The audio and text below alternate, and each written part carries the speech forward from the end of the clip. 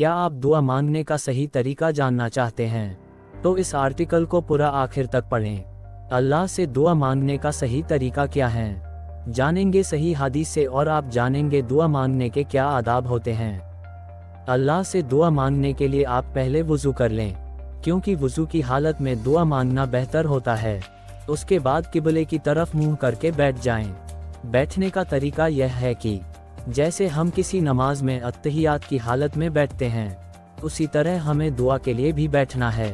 पलथी मारकर हरगिज़ ना बैठे, इसे बेअद भी माना जाता है, लेकिन आप किसी मजबूरी में बैठ सकते हैं। अब आपको बताते हैं कि दुआ कैसे मांगी जाती है। दुआ कबूल होने का वक्त, किस हालात में दुआ सबसे ज़्यादा कबूल होती है। दुआ कैसे मांगी जाती है। सबसे पहले बिस्मिल्लाहिर्रहमानिर्रहीम पढ़ते हुए अपने दोनों हाथों को दुआ के लिए उठाएं। सबसे पहले दरूद शरीफ पढ़ें। फिर दुआ मांगते वक्त आप इस चीज़ का खास ख्याल रखें कि दुआ मांगने से पहले और बाद दुआ मांगने के आखिर में दुरूद शरीफ पढ़ें। दुआ मांगते वक्त आपका ध्यान अल्लाह ताला की अजमत और कुदरत पर होनी चाहिए। सबसे पहले दुआ में दुरूद शरीफ के बाद आप अल्लाह ताला की तारीफ बयां करें और उसमें अच्छे अच्छे कलिमात पढ़ें। दुरूद शरीफ का पढ़ना अफजल माना गया है। एक हदीस में आया है कि जो दुआ बगैर दरूद शरीफ के मांगी जाती है, वह दुआ जमीन और आसमान के बीच में लटकती रहती है और कबूल नहीं होती है। इस बारे में हदीस में आता है, बड़े रहम करने वाले अल्लाह के सामने अपनी ज़रूरतों को पेश करें। जब आप दुआ कर रहे हो तो रो रो कर गिड़गिड़ा कर अपनी दुआ को कबूल कराएं, और सब कुछ मांगने के बाद दुआ के आखिर में दरूद पाक पढ़ें। दुआ मांगने का सबसे अफजल तरीका ये भी है कि जो दुआ मांगे वह हुजूर सल्लल्लाहु अलैहि वसल्लम के वास्ते से कबूल कराएं। हुजूर का वास्ता दुआ कबूल होने का सबसे बड़ा जरिया है।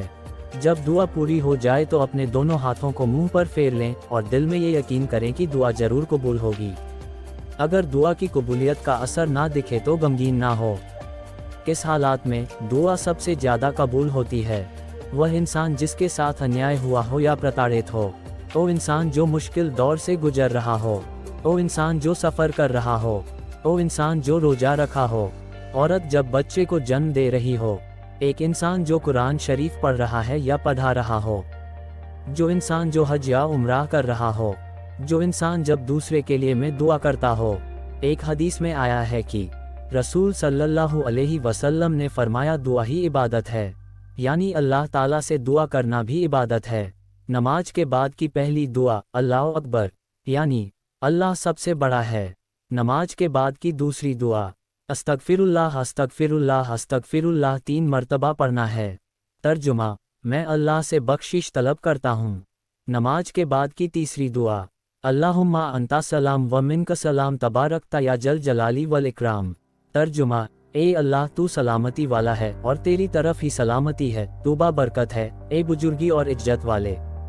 नमाज के बाद की चौथी दुआ सुभान अल्लाह 33 बार, अल्हम्दुलिल्लाह 33 बार, अल्लाहु अकबर 34 बार। नमाज के बाद की पांचवी दुआ ला इलाहा इल्लल्लाहु वहदहु ला शरीक लहु लहुल मुल्कु व लहुल हम्दु व हुवा अला कुल्ली शैइन कदीर।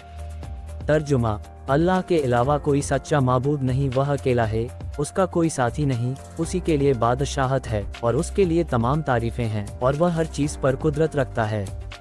नमाज के बाद की छठी दुआ अल्लाहुम्मा आइन्नी अला जिक्रिका ब शुक्रिका ब हुस्नी इबादतिका। तर्जुमा, हे अल्लाह अपना जिक्र करने, शुक्र करने और अच्छे अंदाज में तेरी इबादत करने में मेरी मदद फरमा। अल्लाह तौला पर यकीन रखते हुए हमेशा दुआ मांगते रहे और यह याद रखें कि अब तक आपकी दुआ कबूल ना होने में आपका कोई बेहतर मुकद्दर है, जिसका आखिरत में बहुत बड़ा सवाब मिलेगा। आखिर में याद रखिएगा कि अल्लाह ताला ही हमें सब कुछ देने वाला है, इसके सिवा हमें कोई भी कुछ भी नहीं दे सकता है। हाँ, इंसान जरिया जरूर बन सकता है। दुआ मांगने का सही तरीका का आर्टिकल आपको कैसा लगा कमेंट बॉक्स में जरूर बताएं।